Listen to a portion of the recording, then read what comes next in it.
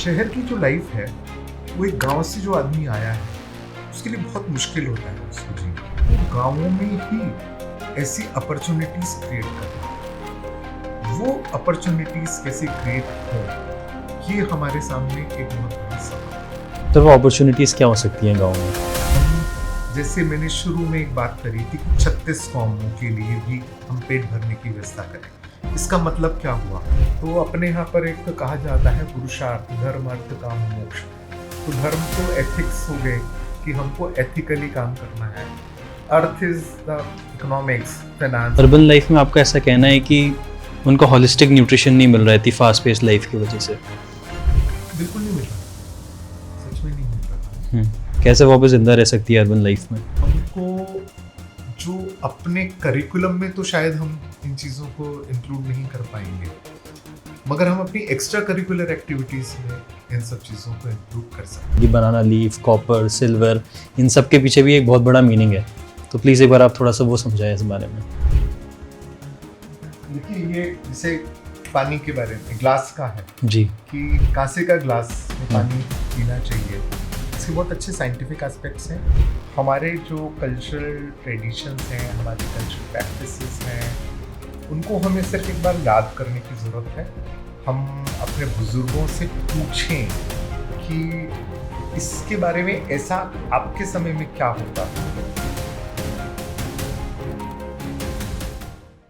Hello, नमस्कार, welcome to our show raising consciousness. This is your host Sumit Raj, and आज की conversation बहुत ही रिच, डाइवर्स और डीप रूटेड होने वाली है हमारे ट्रेडिशंस में। जो हमारी कल्चरल प्रैक्टिसेस हैं इंडिया में, जो रीजन टू रीजन चेंज होती हैं, बट ऐसा क्यों होता है, आज हम कोशिश करेंगे इसको जानने की। हमारी दादा दादी, नाना नानी जो चीज़ें करते थे, उसके लिए जो एंशिएंट विजडम है, वो हम कोशिश करेंगे आज उसको अनपैक करने की। एंड ये सब अनपैक करने के लिए आज हमारे साथ जुड़े हैं mister Atul Jain as a guest. He is a journalist, researcher, and he has been an adviser to Madhya Pradesh CM, जो बहुत सारे रोल्स में से इनका एक रोल ये भी रहा है। इन्होंने सोशल सेक्टर डेवलपमेंट में बहुत ज़्यादा काम किया है। And sir, thank you for joining. Sir is a currently vice president of Deen Dayal institution. कैसे हैं सर आप? Welcome to our show. Thank you. बिल्कुल अच्छा है, आप ये एक अपॉर्चुनिटी दे रहे हैं to reach out to people, इस बारे में बात करने की जो अभी तक नॉर्मली नहीं होती रही। आज अपन कुछ ऐसी बातें करने वाले हैं जो हम लोग करते रहते हैं जी, हमको पता नहीं होता कि हम क्यों कर रहे हैं। तो ये हमारे कल्चरल ट्रेडिशंस में से, हमारी विजडम में से जो नॉलेज ट्रांसफ़र हुआ है from one generation to next generation, वो बहुत सटल, साइलेंट रहा है जी, बट वो कल्चरल प्रैक्टिस से आया है। तो आज हम उस पर बात करेंगे। बिल्कुल सर। एंड सर, आपका इतना वास्ट एक्सपीरियंस रहा है इस फील्ड में, जहाँ पे आपने इतना काम किया है विलेजेस में, तो सर मैं आपके बारे में पहले जानना चाहूँगा कि आपको कोई इंस्पिरेशन कहाँ से मिली आपको इस जगह काम करने के लिए? इंस्पिरेशन तो अपने आसपास की चीज़ों से मिली। जब ग्रेजुएशन कर रहा था उन दिनों कुछ कंट्री का एटमॉस्फेयर ऐसा था कि पोस्ट इमरजेंसी पीरियड में बहुत नई नई चीज़ें आई, लोकनायक जयप्रकाश नारायण आए और कुछ ऐसा गांवों के बारे में बहुत बात होने लगी। और गांवों के बारे में जब बात होने लगी तो हमारा पुराना संबंध गाँव से रहा ही है। हम लोग पहले भी वहाँ जाते रहते थे, कुछ फ्रीक्वेंसी बढ़ाई जाने की। दिल्ली में सेटल्ड थे लेकिन गांव बहुत दूर नहीं था। तो काम करते करते, पढ़ाई करते करते ये लगा कि जो पढ़ाई हो रही है इसका रियल लाइफ से कुछ बहुत लेना देना नहीं है। ग्रेजुएशन करते करते भी जो इंडियन इकोनॉमिक्स सब्जेक्ट था या वर्ल्ड रिसोर्सेज एंड ट्रेड, ऐसा करके हमारे सब्जेक्ट्स उस समय हुआ करते थे, उन सब्जेक्ट्स में मैं आमतौर पर अपने टीचर्स से पूछ लिया करता था कि मुझे ये बात जम नहीं रही है जी, और कुछ ऐसे सवाल वगैरह होते थे। तो उनमें से एक तो बिल्कुल इस चीज़ को एक नज़रअंदाज कर देते थे। एक उसमें से ऐसे टीचर थे वो कहते थे कि हाँ यार, तुम लगता है किताब नहीं पढ़ते हो, तुम लोगों को पढ़ते हो। जी, तो वहाँ से कुछ ये इंस्पिरेशन धीरे धीरे धीरे धीरे बननी शुरू हुई। और फिर जब उन्होंने जैसे ट्रिगर किया कि हाँ लोगों को पढ़ते हो, तो मेरा मन भी कुछ किताबों में कम हुआ और लोगों को पढ़ने में ज़्यादा रहा, और अपने सोसाइटी को, अपनी कम्युनिटी को पढ़ने में ज़्यादा रहा, उसको समझने में बेसिकली। इंटरेक्शन में बहुत आनंद आता था, उसको समझने में, उनकी चीज़ों की बारीकियों में जाने की। पहले पब्लिक ट्रांसपोर्ट में जब बहुत ट्रेवल करते थे, तो ऐसा नहीं कि भी जाकर बैठ गए और अपने खाली बैठे रहे, लोगों से बातचीत करी, उन्हीं से कुछ समझा, आप कौन है, कहाँ जा रहे हैं, कहाँ से हैं, आपके वहाँ क्या होता है, कैसे करते हैं, ऐसे ऐसे चीज़ें जुड़ती रही। और एक मन इस तरीके से अपने आप बनता चला गया इन सबको काम करने का। तो जी। इंस्पिरेशन कुल मिलाकर एक सोसाइटी ही रही। जी। कोई एज सच एक तो टीचर जिन्होंने ट्रिगर की थी ये थोड़ी सी, और बस उसके बाद तो फिर पूरी सोसाइटी से इतना समझने को मिलता रहा कि टेक्स्ट बुक्स, ठीक है, टेक्स्ट बुक्स जहाँ तक ज़रूरी थी उतनी कर ली, उसके अलावा टेक्स्ट बुक्स के अलावा लोगों के दिल दिमाग दोनों को पढ़ना, जी। और उसके साथ साथ में जो भी कुछ हो रहा है, और उसमें शुरू से मतलब जब मैं 8th में था तब से ही न्यूज़पेपर पढ़ने की एक आदत थी घर में। तो न्यूज़पेपर पढ़ने की जो आदत थी वो और बढ़ती चली गई, और उसमें बहुत अच्छे से हर चीज़ को स्टडी करना। तो जब मैं 8th क्लास में आया तब से स्कूल की मैगज़ीन में लिखना भी शुरू कर दिया, और उसके बाद वो एक शौक़ जो था वो धीरे धीरे शौक़ ही नहीं रह गया, जी। वो एक पैशन बन गया कि हाँ मुझे ये सब कुछ करना है।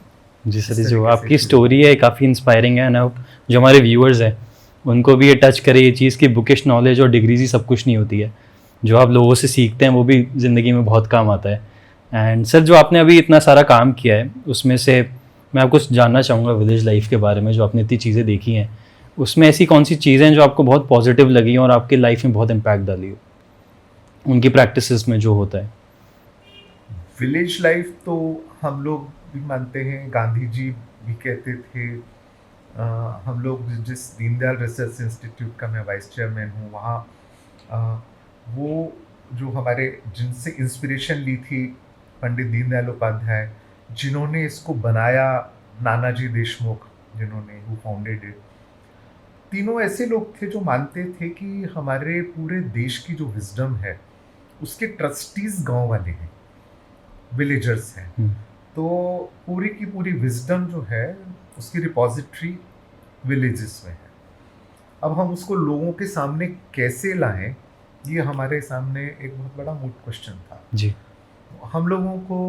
दीनदयाल रिसर्च इंस्टीट्यूट में जब हम काम करते रहे बहुत बरसों से, मैं मोर देन 20 ईयर्स तो बिल्कुल रेगुलर वहाँ फुल टाइमर के तौर पर काम कर रहा हूँ। उससे पहले भी मैं जिस पोजीशन में जहाँ रहा, जैसे खादी विलेज इंडस्ट्रीज कमीशन में आई वॉज एडवाइज़र, वहाँ पर भी इन सब चीज़ों को बहुत नज़दीकी से समझने का मौका मिला। मध्य प्रदेश में चीफ मिनिस्टर के साथ रहते हुए तो प्लानिंग एंड डेवलपमेंट की जब बात आती थी, तो डेवलपमेंट में ऊपर से डेवलपमेंट के लिए प्लानिंग ना आए, नीचे से क्या ज़रूरत है तो नीड बेस्ड प्लानिंग बनी, वो ज़रूरी था। तो उसमें एक सारा एस्पेक्ट जो सबसे ओवर पावरिंग एस्पेक्ट रहा, ओवर बेयरिंग रादर रहा जी, वो था डिसेंट्रलाइजेशन। हर चीज़ छोटी छोटी सी इधर उधर से हो, बहुत बड़े स्तर पर चीज़ आकर और वो ही हमको पूरे तरीके से इन्फ्लुएंस करे, ऐसा नहीं। हमारी पॉलिसीज़, हमारे जितने प्रोग्राम्स हैं वो नीड बेस्ड हों और जिसकी जहाँ ज़रूरत है लोकलाइज्ड भी हों। अभी एक जगह से पॉलिसी जैसे बनती है वो सब जगह परकुलेट हो जाती है, उसका अच्छा रहे कि वो हमको यहाँ के लिए क्या पॉलिसी चाहिए, दूसरी जगह क्या पॉलिसी चाहिए, तीसरी जगह क्या पॉलिसी चाहिए। वो विलेज लाइफ में से बहुत कुछ समझने को मिला जी। तो अपने देश में एक अच्छी बात ये है, और आज ही इस पर एक बहुत अच्छी चीज़ पढ़ने को मिली कि जो चोला एम्पायर थी तमिलनाडु में, उसी समय से किस तरीके से डिसेंट्रलाइजेशन का एक इंस्टीट्यूशनलाइज्ड प्रोसेस अपने यहाँ पर शुरू हुआ था।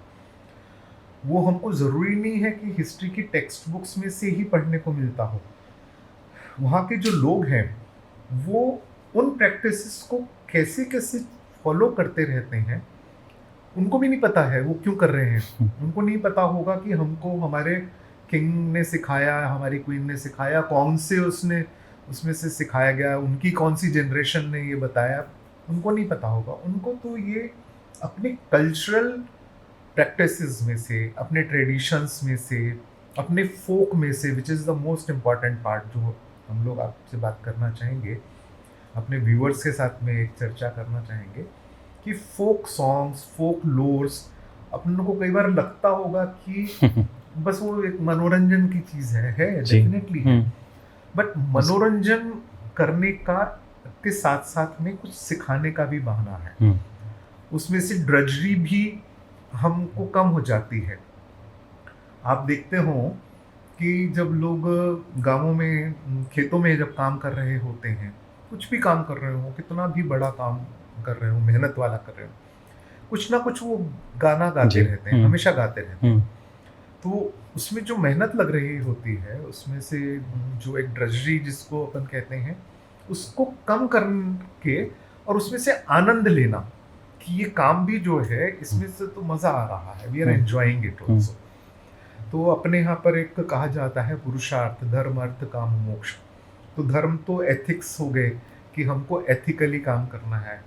Earth is the economics, finance, सारी की सारी रिसोर्सेज जो है। काम is the pleasures of the life, joys of the life. तो हमको हर चीज में अच्छे से काम करना, आनंद के साथ करना जी। इसीलिए हमारे फोक हैं, हमारे रिचुअल्स हैं, हमारे कस्टम्स हैं, हमारे फेस्टिवल्स हैं, वो सब उसका एक पार्ट बनते चले जाते हैं। ये चीज़ें गांव वालों से सीखने को मिलती रही।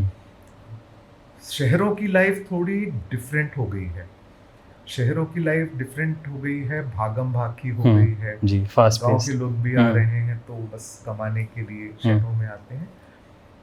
मैं शहरों के अर्बनाइजेशन के बारे में और कुछ ऐसा नहीं कहना चाहूँगा, बट यस, वो गांव की जो लाइफ उनकी शांति की है, आराम से रहने की है, संतुष्टि की है, कंटेंटमेंट की है, that is the crux of Indianness.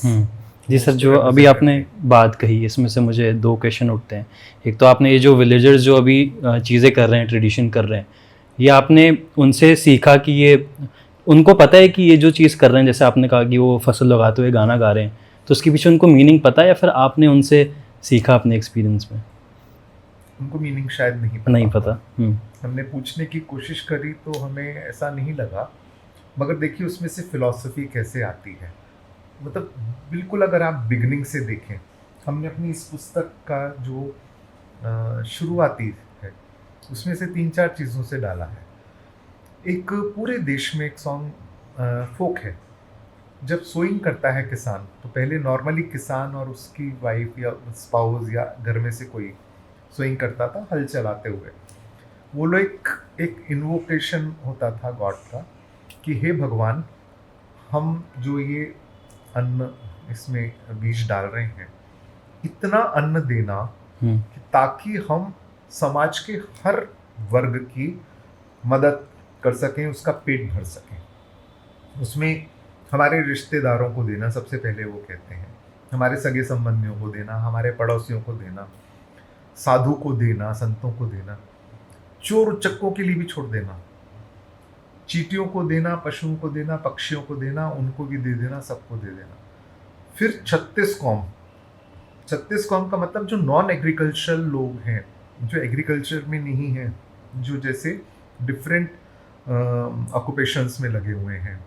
गांव में उस समय काम करने वाले जैसे होते थे, कारपेंटर्स होते थे, कॉबलर्स होते थे, लोहार होते थे, रंगरेज होता था, रंग करने वाला, कपास बनाने वाला, उन सबका पेट भरे, उन सबकी आवश्यकताओं को पूरा करें। और अगर फिर भी कुछ बच जाए तो उसमें से एक चीज़ और बड़ी इंटरेस्टिंग कहते थे, वो which is most important to mention, कि राजा के खजाना भी भरा रहे, यानी हम टैक्स भी दें, लगान भी दें। उसका नाम उस समय लगान कर दिया जाता है, उस टैक्स बेसिकली कि जितना हमको देना चाहिए वो देंगे, वो भी दें। उसके बाद अगर कुछ बच जाए तो हमारे बच्चों के लिए दे देना। मतलब एक हम खूब करें, खूब, ये भी थी कामना इसके लिए हम खूब मेहनत भी करें, अच्छे से करें, और फिर बच जाए तो दे देना, मतलब सेंस ऑफ एक सेक्रीफाइस कि पहले सब कुछ देख लो, सबको मिल जाए उसके बाद। तो जब हमने ये लिखा इसमें सॉन्ग, फोक सॉन्ग डाला, तो ये जब प्राइम मिनिस्टर को प्रेजेंट की गई, तो ये सॉन्ग जो था उसमें मेंशन था कि राजस्थान के शेखावटी एरिया में ऐसा होता है, क्योंकि एक ले सकते थे एक चीज़ पर। तो प्रधानमंत्री जी ने कहा कि अरे ये तो हमारे गुजरात में भी होता है। अच्छा। फिर जब हमारी टीम इस पर काम कर रही थी, रिसर्चर्स, उन्होंने देखा कि पूरी कंट्री में लैंग्वेज डिफरेंट है, बट इसी स्पिरिट के साथ में कहीं ना कोई फोक है जो एसोसिएटेड विद सोइंग है। सोइंग करते करते फिर जब एक तो ये हो गया, ये तो एक सॉर्ट ऑफ प्रेयर हो गई, इन्वोकेशन हो गया, उसके साथ साथ में वहाँ बड़े बूढ़े जो बैठते थे शाम को इकट्ठे होकर चौपाल पर या मंदिर के प्रांगण में जी, वो लोग उनको बताते थे कि रबी का सीज़न है, खरीफ का सीज़न है, हमको क्या करना है, कैसे करना है, इस समय क्या करना चाहिए। तो entire village will sit together, वो लोग डिसाइड करेंगे कि अब हमको इस चीज़ की ज़रूरत है, इस चीज़ की थोड़ी सी शॉर्टेज लास्ट ईयर रही है, ऐसा मौसम हो रहा है। उनकी प्रिडिक्शंस भी बहुत अच्छी, फोरकास्ट जो है मेट्रोलॉजिकल फोरकास्ट बड़े सटीक हुआ करते थे पहले। वो कैसे देखते थे, वो भी कल्चरल प्रैक्टिसेस से ही, वो भी उनकी विजडम ट्रेडिशनल थी, उसी से समझते थे कि चिड़िया किस तरीके से नेचर से जुड़े हुए थे। हाँ जी, हाँ जी।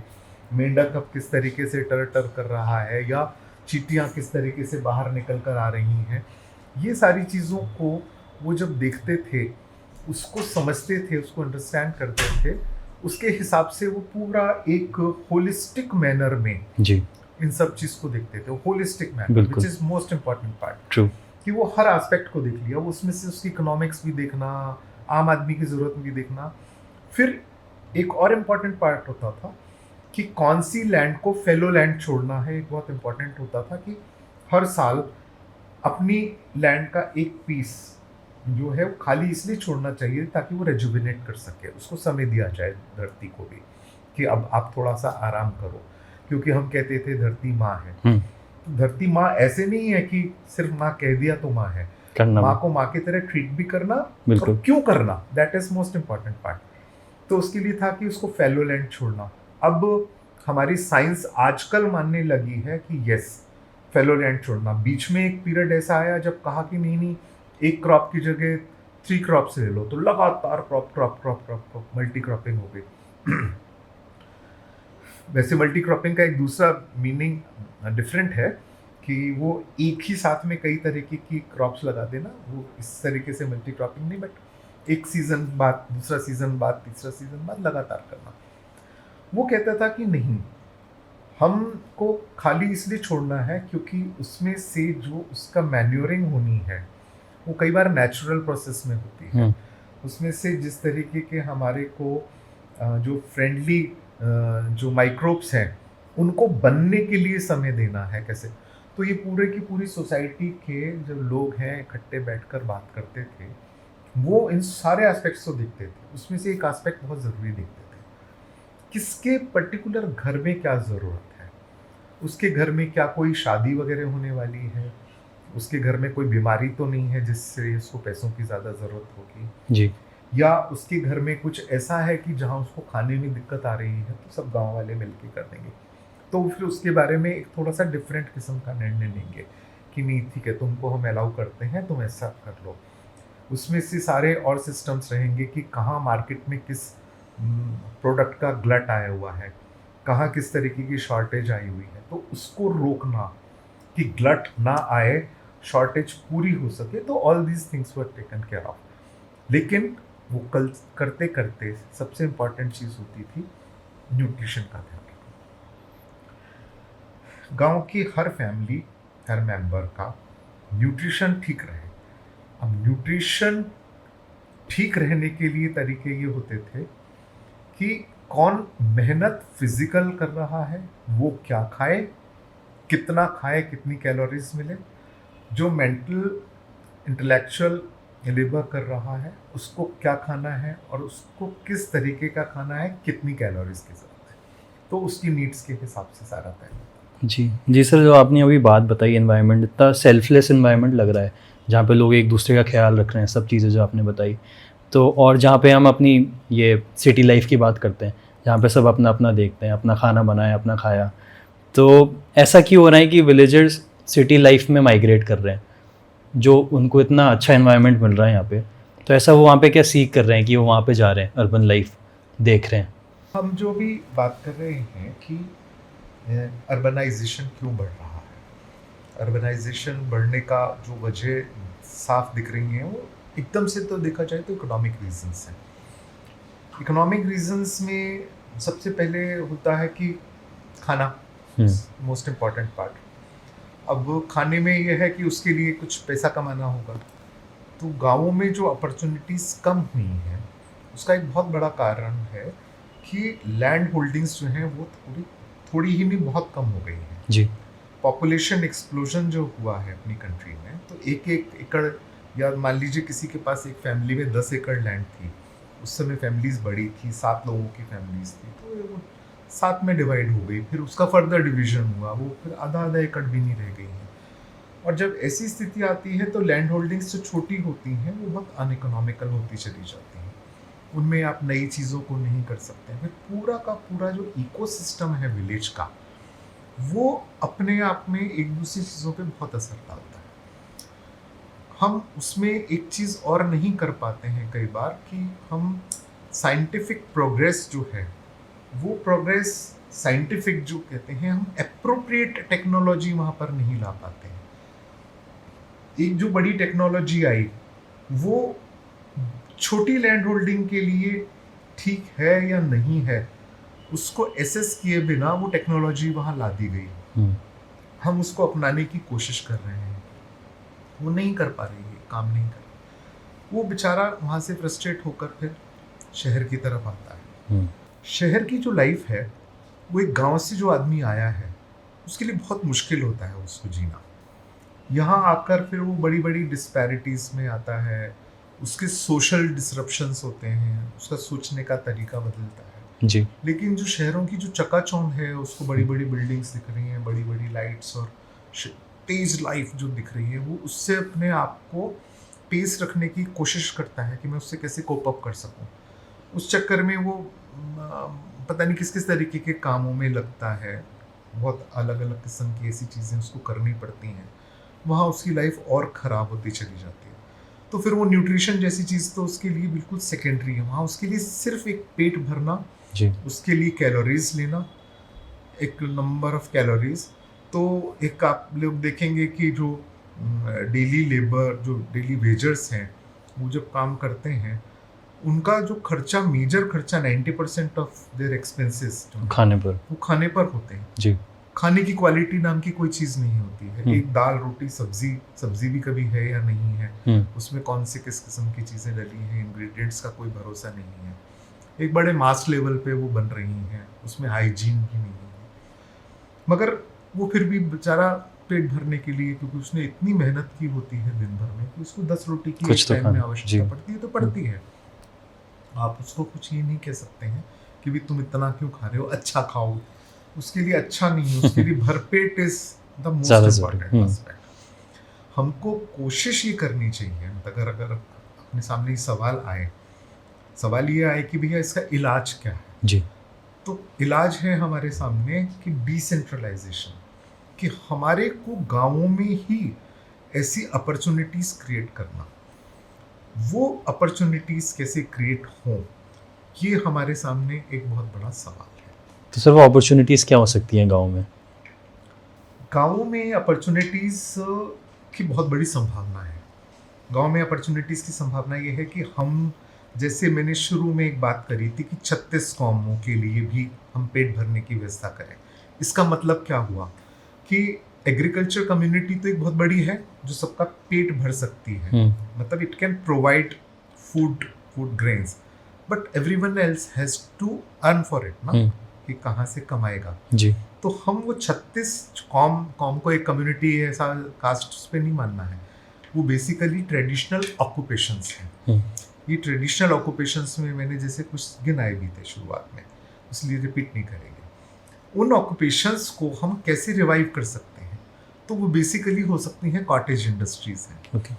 घर घर में कुछ सिखाना, उन लोगों को, हम लोगों का वो टैलेंट दोबारा उनकी स्किलिंग करना जी, उनके लिए मार्केट्स बनाना, उनके लिए फाइनेंस की व्यवस्था करना, उनके लिए हम लोगों को इस तरीके का स्किलिंग करते हुए ध्यान रखना कि वो हमारी आज की ज़रूरतों को कैसे पूरा कर रही हैं।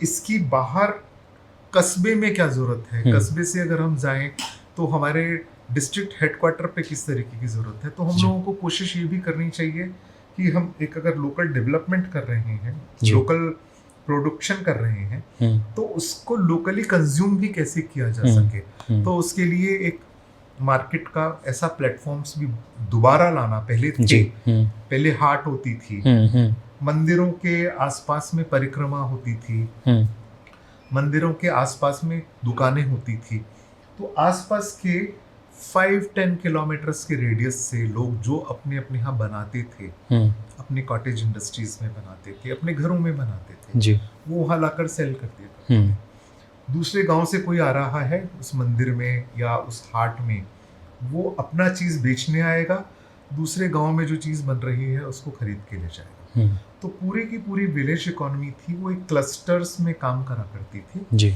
उस क्लस्टर बेस्ड इकोनॉमी पर हम लोगों को लौटना होगा। उसमें हम लोगों को कुछ पुराने ट्रेड्स ऐसे हैं, ऑक्यूपेशंस ऐसे हैं जो आउटडेटेड हो गए होंगे, हमको उनको छोड़ देना है। हमको ऐसा नहीं है कि हम बिल्कुल अपनी चीज़ों पे, पुरानी चीज़ों पे अड़े ही रहेंगे, जड़ नहीं हो जाएंगे, हम डायनामिक रहेंगे जी, फ्लेक्सिबल। मगर डायनामिक होने के लिए ज़रूरी है कि हम कम से कम चीज़ों को समझें। उसमें फिर एक इम्पॉर्टेंट एस्पेक्ट आता है, वो होता है नेचुरल रिसोर्स मैनेजमेंट का। कि हम जब कह रहे हैं कि लोकल रिसोर्सेज, तो लोकल रिसोर्सेज में मैन पावर है, मगर लोकल रिसोर्सेज में हमारे पास में रॉ मटेरियल क्या है, तो वहाँ उस एरिया में क्या रॉ मटेरियल हो रहा है ऑलरेडी है। मान लीजिए कहीं माइंस हैं या कोई ऐसी एग्रीकल्चर प्रोडक्ट है, इस तरीके की जो चीज़ें हैं उससे रिलेटेड ऑक्यूपेशन क्या हो सकता है। मान लीजिए कहीं बहुत ज़्यादा कैटल पॉपुलेशन है, तो कैटल पॉपुलेशन है तो क्या वहाँ हम लोग लेदर से संबंधित किसी चीज़ को कर सकते हैं जी। अब बात आती है कि लेदर निकाला, स्किनिंग की नहीं की, स्किनिंग करने के बाद में उसको टैनरी में सफाई करना, सफाई करते हुए ये मानना कि क्या हम अपने नेचुरल रिसोर्सेज को, अपनी वाटर बॉडीज को पल्यूट तो नहीं कर रहे हैं, उनका एफ्लुएंट वहाँ नहीं, उसके डिस्पोजल की व्यवस्था साइंटिफिक मैनर में, वो हम लोगों को एक इंटरवेंशन की ज़रूरत होती है। उसमें साइंस की भी ज़रूरत होती है, उसमें टेक्नोलॉजी की भी ज़रूरत होती है जी। बट वो टेक्नोलॉजी छोटी सी टेक्नोलॉजी हो, और वो हमारे को विलेज नहीं तो डिस्ट्रिक्ट लेवल पर कम से कम ज़रूर उपलब्ध होनी चाहिए। हर डिस्ट्रिक्ट की एक अलग टेक्नोलॉजी, हर एक इकोसिस्टम की। हमारे देश में 127 एग्रो इकोनॉमिक जोन्स हैं, उनका होता है वो किस बेसिस पे 127 बनते हैं। तो 127 बनते हैं वहाँ की इकोलॉजी को लेकर, वहाँ के इकोसिस्टम को लेकर, वहाँ के सॉइल को लेकर, सॉइल स्ट्रक्चर कैसा है, वहाँ की टोपोग्राफी कैसी है, वहाँ पानी किस तरीके का है, वहाँ नीचे कहीं कितने फिट पर जिप्सम लेयर आ रही है जो पानी को नीचे परमेट नहीं होने दे रही है, अगर नहीं होने दे रही है तो नीचे के एक्विफर्स बढ़ रहे हैं, नहीं बन रहे हैं। इन सब चीज़ों को लेकर हमको पूरे सिस्टम्स को, अब जितने भी हमारे मान लीजिए सैटेलाइट इमेजिंग हुई है, सैटेलाइट इमेजिंग से हम लोगों को इन सब चीज़ों का पता लग गया है, कहाँ क्या है, कैसे है, हमारी ज्योग्राफी क्या है, हमारा क्रॉप पैटर्न क्या है, हमारे फॉरेस्ट्री क्या है, सब पता लग गई है।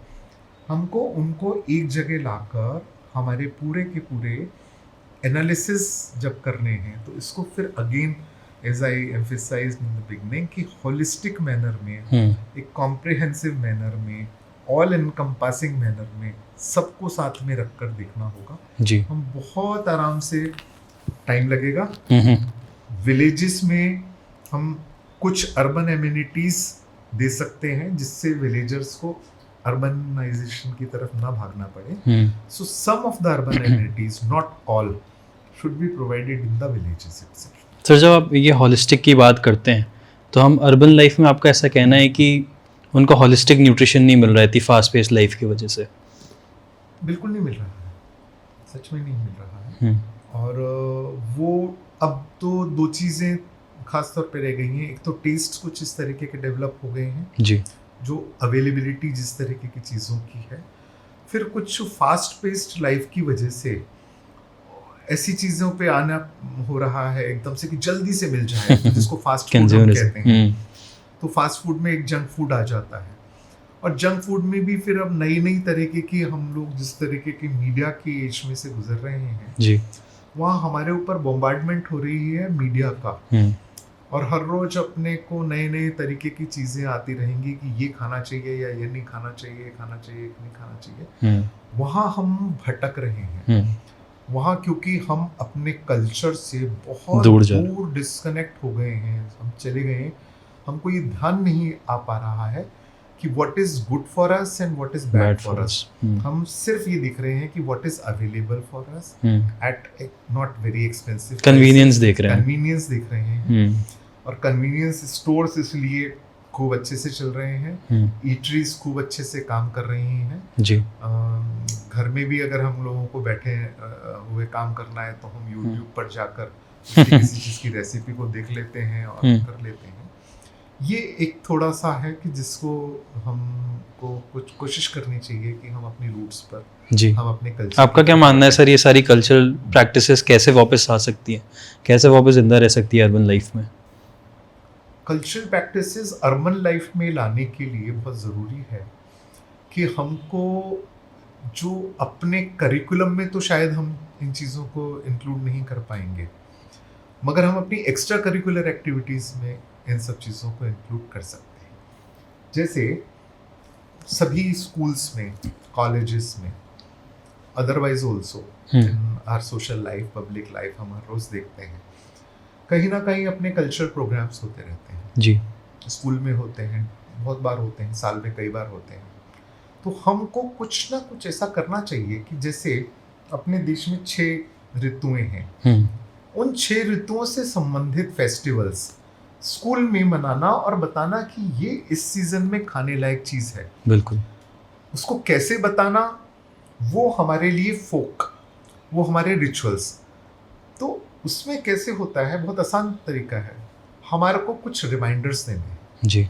आपको बच्चों को याद दिलाना है कि अच्छा एक चीज़ बताओ, आपकी दादी क्या खिलाती थी, फला चीज़ खिलाती थी तो आपसे क्या कहती थी, आपकी नानी आपको कैसे करती थी।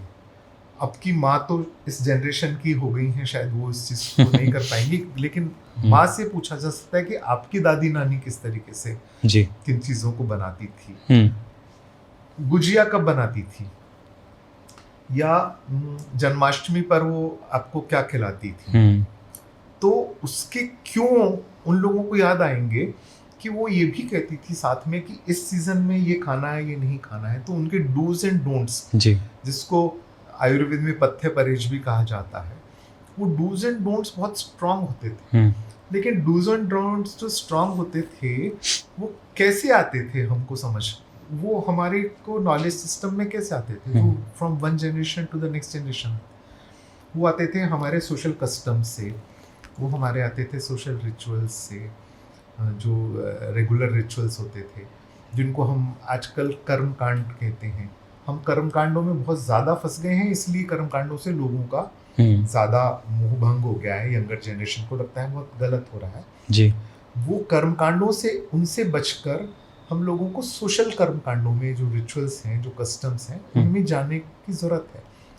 फिर जो फोक सॉन्ग्स थे, फोकलोर्स थे, रात को हमको अच्छे से याद होता है कि हमारी दानी जो थी, नानी ज़्यादा हम लोगों का हमसे वो रहा, ऐसा तब जाना होता था हर छुट्टियों में जी। तो तब थी दादी का स्वर्गवास जल्दी हो गया, इसलिए हमसे कम सुनने समझने को मिला, मगर हमारी बुआ जी हमको समझाती थी कि क्या कब खाना है, अब नहीं खाना है। उस समय वो घी के पूरा डोंगा भर के रख देती थी कि इसमें से रोटी को डिप करके खाना है। क्यों खाना है, अब के आप करेंगे तो घी से एकदम से परहेज होगा। अब बाद में एक ऐसा ज़माना आने लगा है ऑफ कोर्स कि घी से थोड़ा सा दोबारा उसकी तरफ समझने लगे हैं। कौन सा घी होता था, घी होता था देसी गाय का। देसी घी और देसी गाय के घी में अंतर है, उसको कभी बाद में बात करेंगे। देसी गाय का घी जो होता था उसकी मेडिसिनल वैल्यूज़ होती थी, उसमें कितनी ताकत होती थी। तो वो जो ताकत थी और उसकी मेडिसिनल वैल्यूज़ या उसकी जो न्यूट्रिशनल वैल्यूज़ थी, वो टेस्ट को भी किस तरीके से करती थी। आजकल आप देख रहे होंगे मार्केट में हर जगह अब लिखा आने लगा है कि देसी घी के बने स्वीट्स, शुद्ध देसी घी के बने स्वीट्स वगैरह वगैरह। तो उस टाइप अब वो सिर्फ एक मार्केटिंग स्ट्रेटेजी की तरह है। इसमें हमने बहुत सारे ऐसे फोक्स सॉन्ग्स लिखे हैं, हमने ऐसे बहुत सारे रिचुअल्स लिखे हैं। हमको सिर्फ सोसाइटी को रिमाइंडर्स देने की ज़रूरत है कि अरे हम कुछ आपको नया नहीं बता रहे हैं, तो आपके यहाँ होता है, ऑलरेडी होता है। राजस्थान में अलग होता है, मध्य प्रदेश में ये अलग होता है, महाराष्ट्र में जाएं तो अलग होता है। ये सारी चीज़ें अलग अलग अलग अलग होती हैं। हमको बस उस सोसाइटी को याद दिलाने की ज़रूरत है। यंगर जनरेशन आजकल सर बहुत क्यूरियस है। आई थिंक जैसे ये पॉडकास्ट भी आई होप एक रिमाइंडर हो लोगों को कि कल्चरल प्रैक्टिसेस फॉलो करें।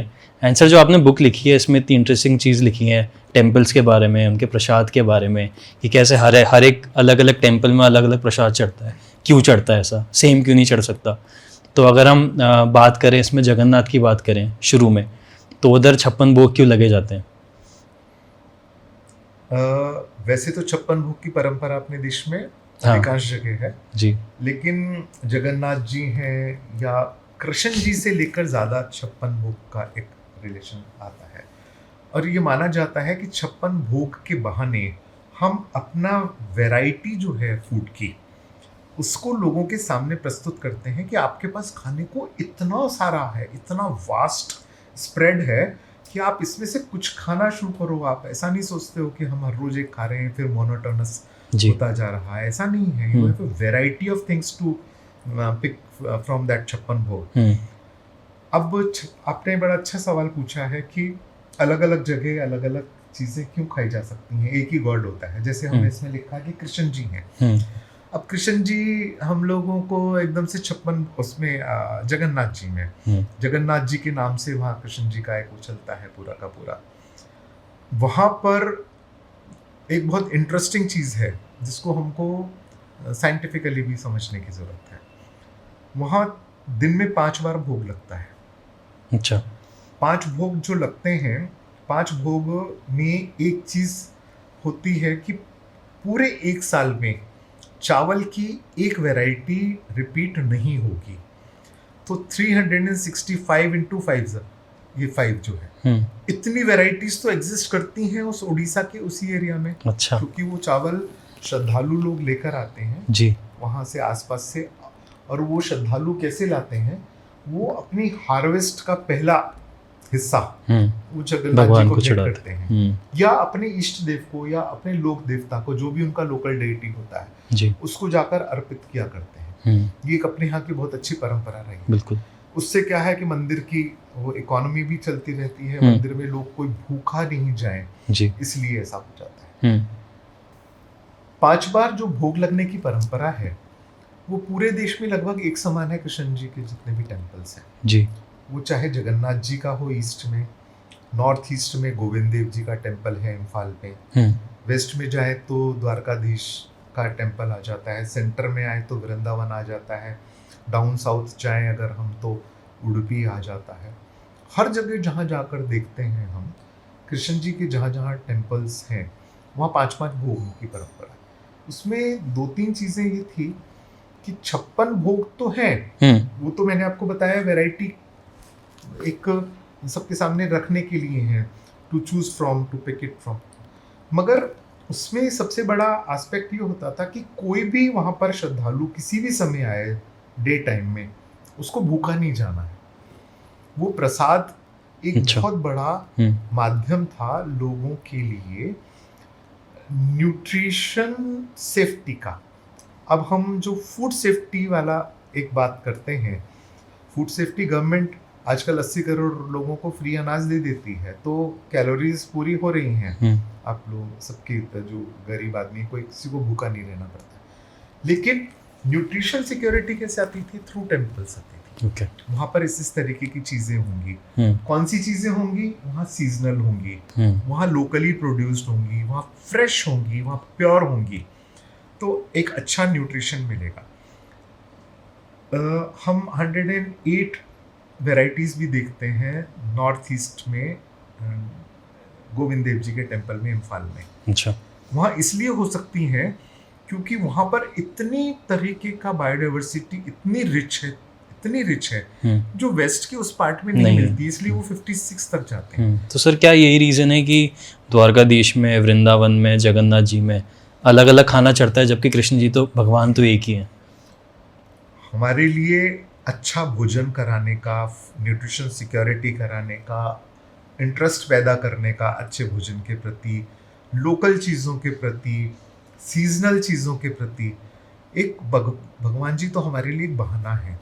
हम खाते तो हम हैं, आपने कभी कृष्ण जी को उसमें से लेते हुए देखा है? कभी नहीं ना। उनको पीछे एक पर्दा डाला और मान लिया कि भोग लग के आ गया। फिर अपन लोग सब खाते हैं, मिलकर खाते हैं।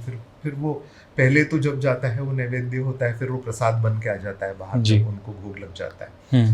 तो इसमें से क्या है कि जो आप कह रहे हैं कि अलग अलग जगहों पर अलग अलग वो करना है, वो इम्पोर्टेंट वही है, वही सबसे इम्पोर्टेंट है कि हमको खाना बनाने का तरीका भी कहाँ क्या हो।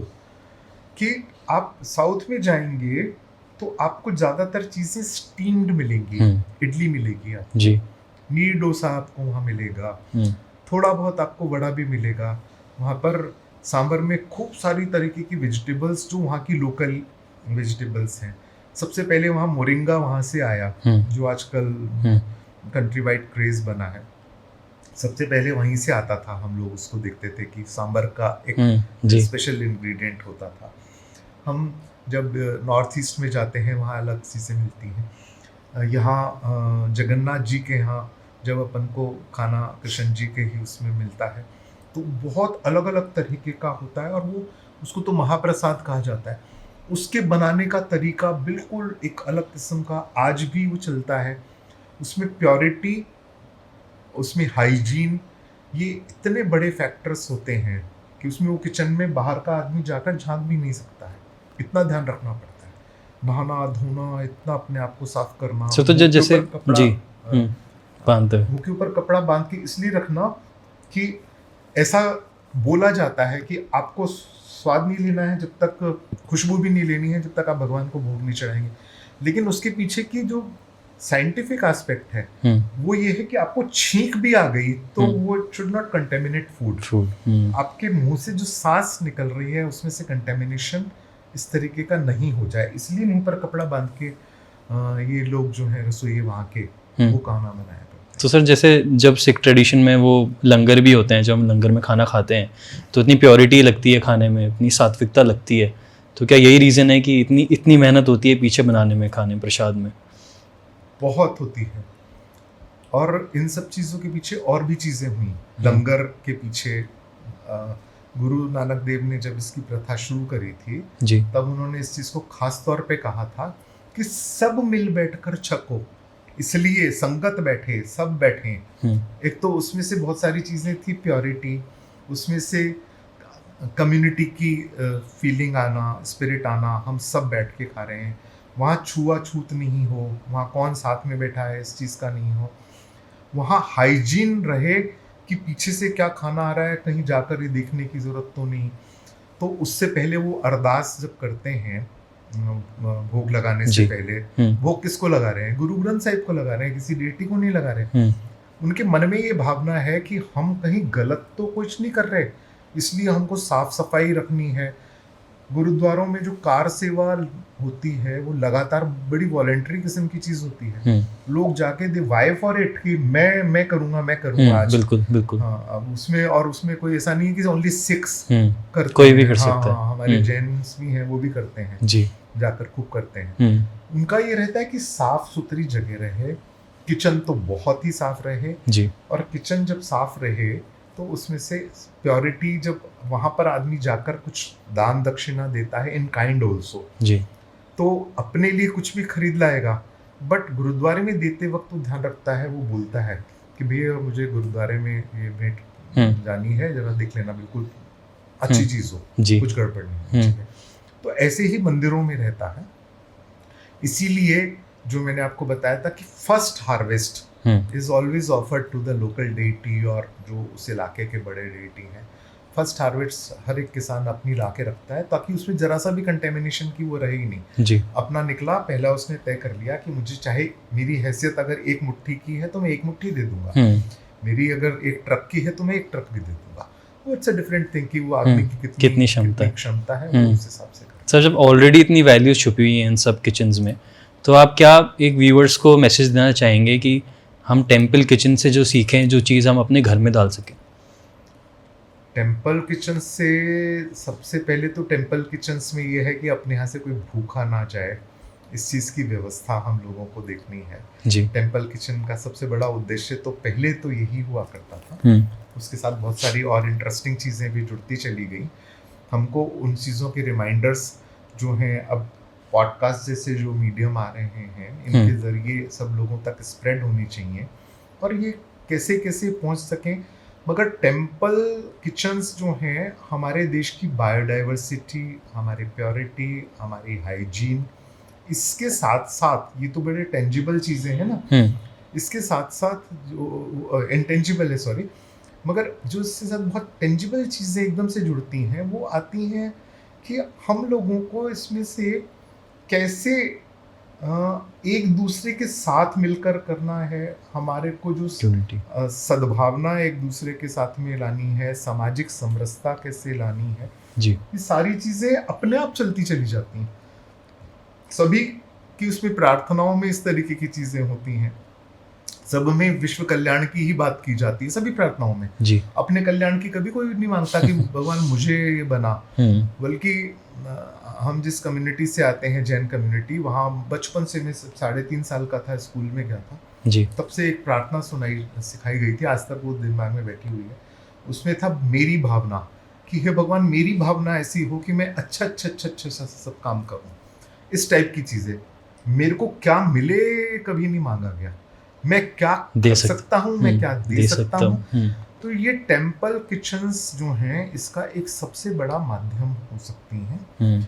हम लोगों को ऐसा ज़रूर है कि यंगर जनरेशन उनसे क्यों नहीं जुड़ पा रही है, ये एक बहुत सोचने का विषय है जी। तो हमारे टेम्पल अथॉरिटीज़ को भी देखना पड़ेगा, हमारे पुजारियों को भी देखना पड़ेगा, हमारे समाज के बड़े लोगों को भी देखना पड़ेगा कि हम बहुत ज़्यादा रिलीजियस जो रिचुअल्स होते हैं, रिलीजियस रिचुअल्स जो धर्म कर्म कांड होते हैं, उनमें ज़्यादा पढ़ने की जगह हम उसके सामाजिक कर्म कांड पे, हम उसके सांस्कृतिक कर्म कांड पर उनकी तरफ ज़्यादा जाएंगे। तो कर्म कांड से मतलब जो उसके रिचुअल्स हैं, हम खाना कैसे साफ सुथरा रख सकते हैं।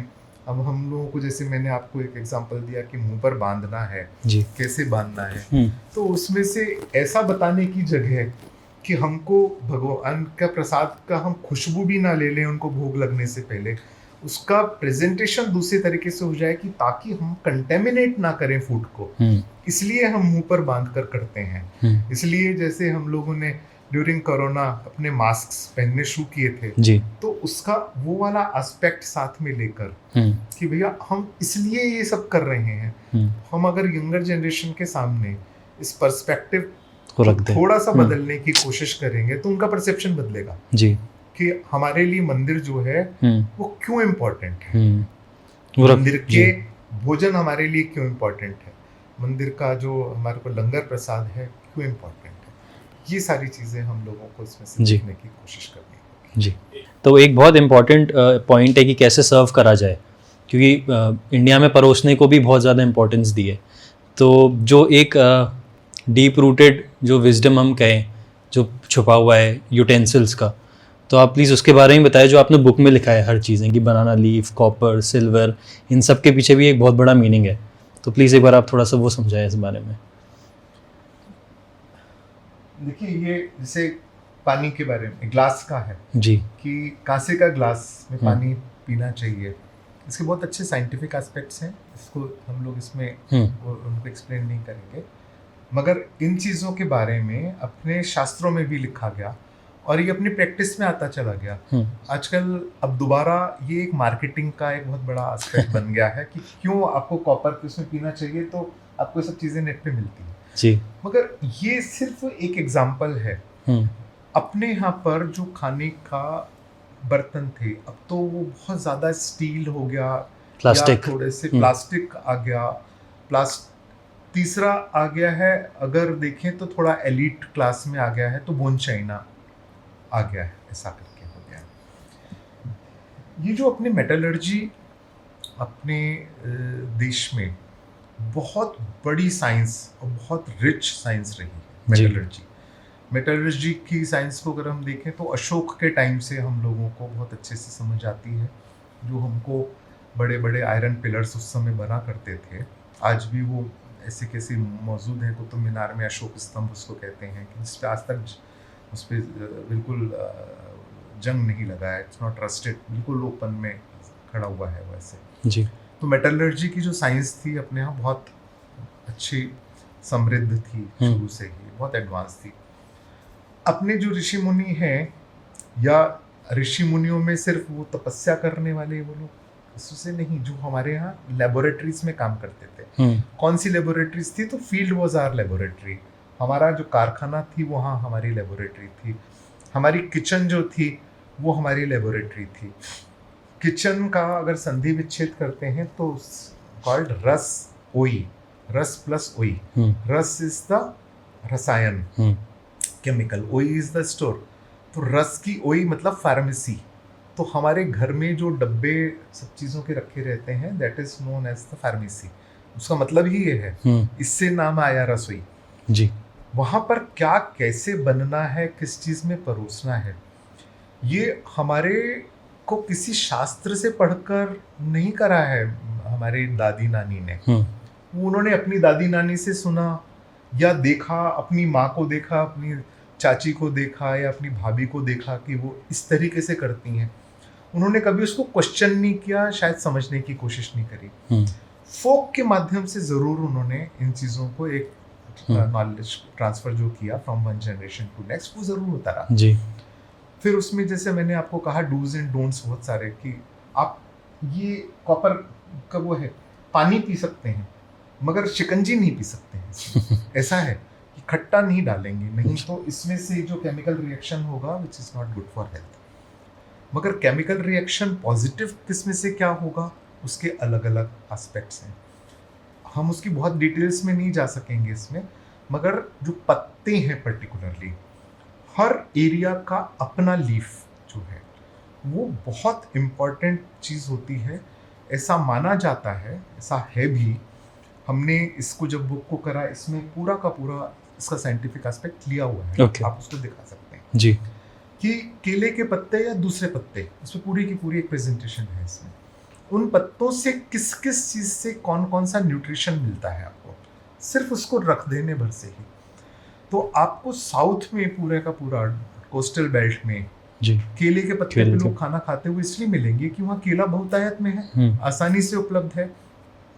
उसका सबसे बड़ी चीज़ और क्या होती है, उसका सबसे बड़ा अच्छा एस्पेक्ट है कि वो फटाफट डिकम्पोज हो जाता है। आपने उसको उठाया, लपेटा और फिर उसको ऐसे वेट गार्बेज के उसमें डाल दिया। जी। वेट गार्बेज की एक अलग परंपरा थी, उस पर कभी अलग बात करेंगे कि वेट गार्बेज को ऐसा नहीं है डिस्पोजल उसका कि आजकल ग्रीन बॉक्स और ब्लू बॉक्स के तरीके से करना, वो अपने आप में एक बहुत बड़ी साइंस की वेस्ट डिस्पोजल कैसे साइंस थी।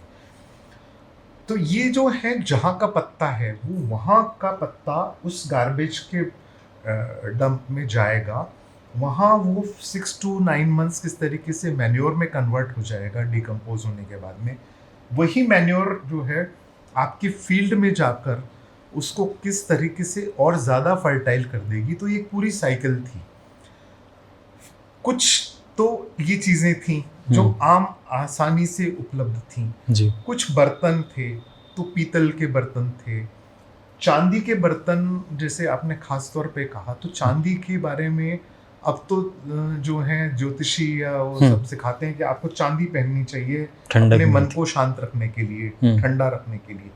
पहले था कि आपको इस बर्तन में, चांदी के बर्तन में पानी पी लेना चाहिए या खा सकें तो खाना खा लेना चाहिए, मन शांत रहेगा। उसके एस्पेक्ट्स हैं मेटलर्जी में, सब चीज़ें हैं जो सब चीज़ें समझ आती हैं। उनको हमने अपने ग्रह नक्षत्रों से भी जोड़ा है।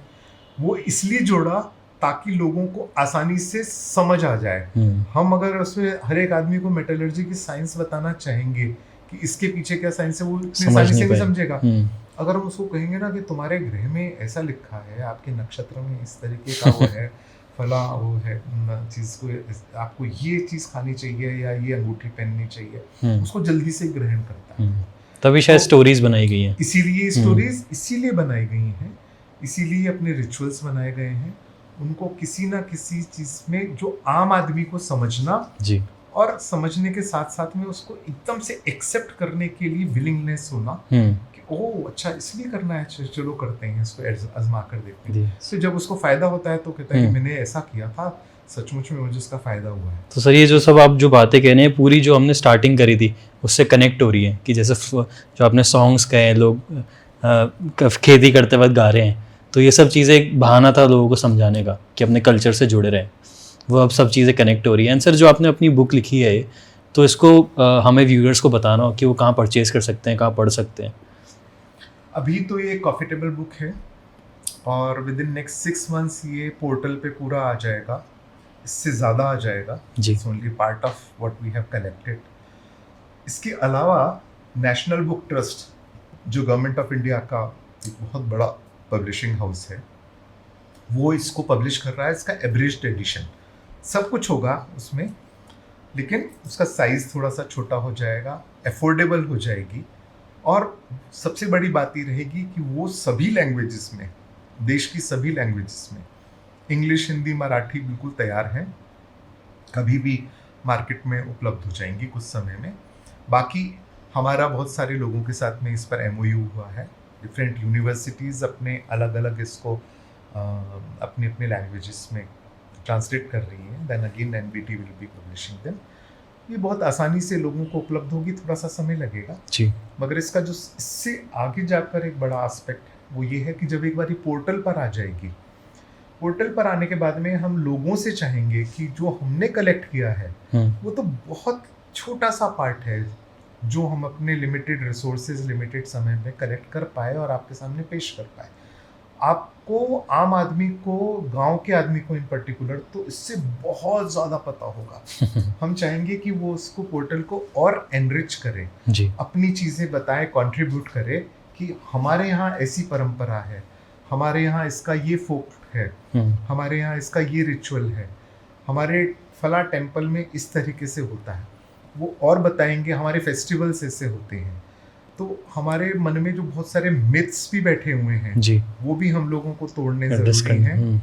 और जो हम लोग आजकल एकदम से नए तरीके से खान पान में चले गए हैं उसको कहीं स्टेम करने की ज़रूरत है, बिल्कुल थोड़ा सा रोकने की ज़रूरत है। ये बताते हुए कि हमारे यहाँ 56 भोग भी हैं, हमारे यहाँ 108 भोग भी हैं, तो आपके पास तो इतनी वैरायटी है इसमें से चूज़ करने के लिए।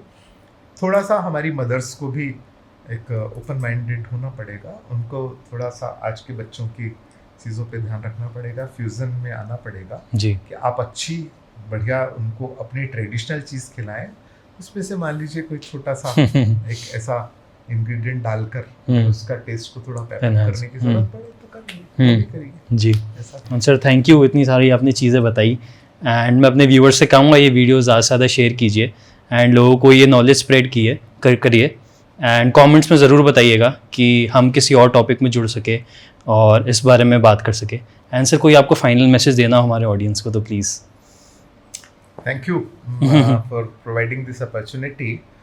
मैसेज कुल मिलाकर ये है कि हमारे जो कल्चरल ट्रेडिशंस हैं, हमारी कल्चरल प्रैक्टिसेस हैं, उनको हमें सिर्फ एक बार याद करने की ज़रूरत है। हम अपने बुज़ुर्गों से पूछें कि इसके बारे में ऐसा आपके समय में क्या होता था, आपके समय में क्या होता था, और अगर उसका क्यों, क्यूरियोसिटी के साथ पूछें, why it used to happen so, वो अगर उसका जवाब मिल जाए तो और भी बहुत अच्छा होगा। इसके बहुत सारे एस्पेक्ट्स हैं, ये सिर्फ न्यूट्रिशन एक है, न्यूट्रिशन के साथ साथ में हमारा कल्चर ऑफ सैनिटेशन, हाइजीन है, क्लीनलीनेस है, ये बहुत बहुत इम्पॉर्टेंट एस्पेक्ट हैं। हमारा वाटर कंजर्वेशन के क्या क्या कल्चरल प्रैक्टिसेस, हमारी ट्रेडिशनल विजडम क्या रही है, हमको सब रिमाइंड करने की, अपने आप को रिकलेक्ट करने की ज़रूरत है। हाँ, आज देश में जो पानी का इतना अच्छा अवेलेबिलिटी होने लगी है अब जगह जगह पर, वो क्यों हो रही है? क्योंकि हम अपनी वाटर बॉडीज़ को दोबारा मेंटेन करने की कोशिश कर रहे हैं, उनको रिवाइव करने की कोशिश कर रहे हैं, और वो कम्युनिटी लेवल पे कम्युनिटी पार्टिसिपेशन से, कम्युनिटी अप्रोच के साथ करने की कोशिश कर रहे हैं। मगर हमारे उसमें ट्रेडिशनल वैल्यूज़, हमारे एथिकल वैल्यूज़ जो हैं, उसमें हमारा डिसिप्लिन एक बहुत इम्पॉर्टेंट है, वो भी साथ में जुड़ा रहा है।